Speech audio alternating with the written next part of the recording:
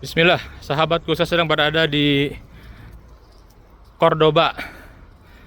Ini pusat dari peradaban Islam di Andalusia.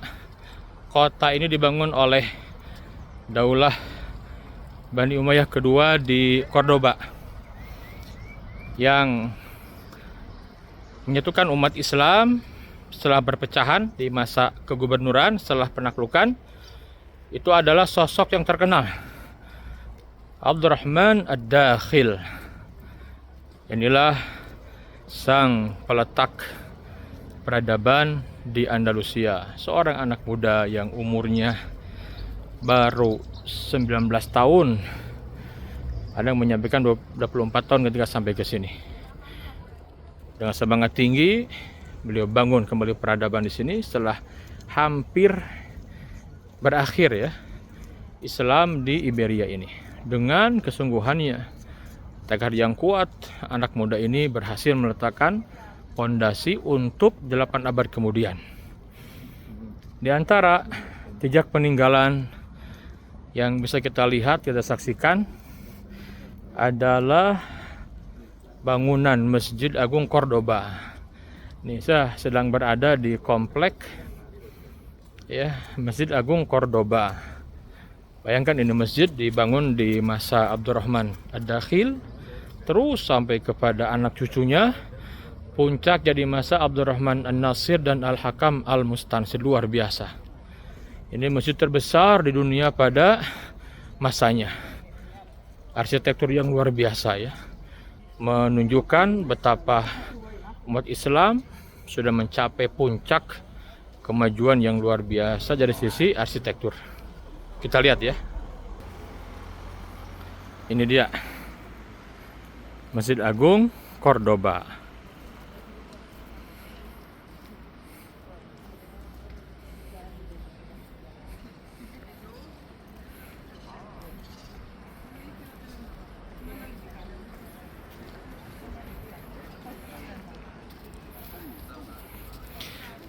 Tetapi sebagaimana kita tahu, setelah 8 abad umat Islam eksis di Iberia ini, di Andalusia, akhirnya sunnatullah pun berlaku. Ya, pergantian peradaban, jatuh bangun peradaban, bangkit dan runtuh peradaban.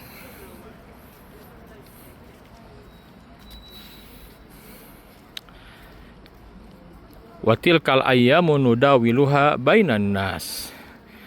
Demikianlah jatuh bangun peradaban, bangkit dan runtuh peradaban dipergilirkan oleh Allah Subhanahu wa taala. Watilkal ayyamu nudawiluha bainan nas.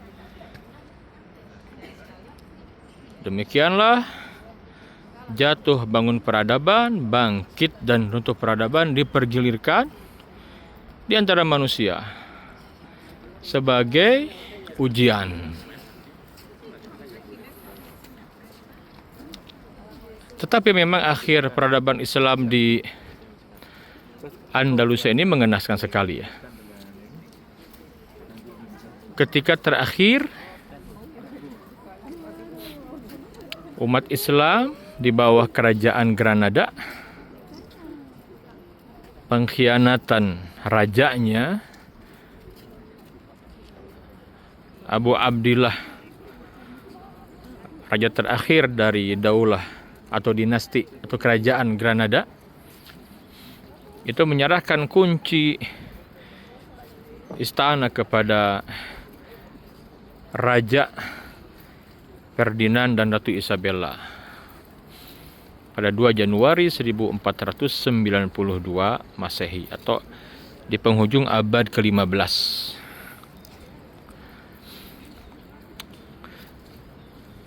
Dan kita tahu bagaimana setelah pengusiran itu ada tragedi besar, dan ini sejarah gelap bagi orang-orang Eropa ya. Apa itu? Mahkamatut Taftish atau Dewan Inkuisisi. Umat Islam yang tidak mau masuk Islam, ya yang tidak mau masuk Kristen Katolik itu diusir tidak boleh tinggal di Andalus, diusir. Tidak boleh tinggal di Andalus. Kalau tidak masuk Islam, diusir. Kalau pindah agama murtad, dia akan tetap di Andalus atau dibunuh. Nah, dibunuh. Ya. Jadi itu akhirnya.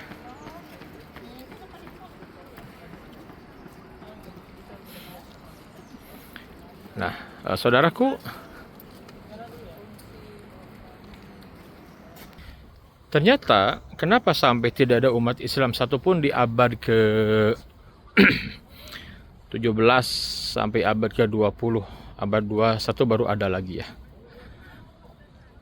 Itu pun tidak banyak, masih perjuangan. Yang pertama adalah diterapkannya genosida. Umat Islam dibantai, muslimin dibantai. Itu Raja Katolik tidak mau ada umat Islam di sini. Ini berbeda dengan umat Islam yang tidak seperti itu ketika menaklukkan. Yang kedua,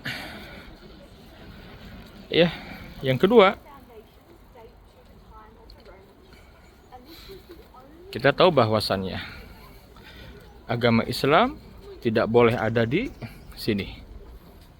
Ya, tidak boleh ada di Spanyol waktu itu. Hanya satu agama, yaitu agama Kristen Katolik. Dan yang terakhir adalah ya, penyerapan atau mengusir masyarakat aslinya dan mendatangkan orang-orang dari utara ke selatan ke sini, diusir dan diganti penduduknya oleh orang-orang mereka tinggal di sini. Ini mirip seperti yang dilakukan Zionis kepada umat Islam di Palestina. Ya, 3 langkah ini. Nah, kita optimis bahwasannya Palestina akan segera merdeka karena untuk Palestina berbeda kasusnya ya. Di sana ada banyak nubuah nabi. Ya. Demikian ya, fa'tabiru ya ulil albab. Kita sambung nanti ya.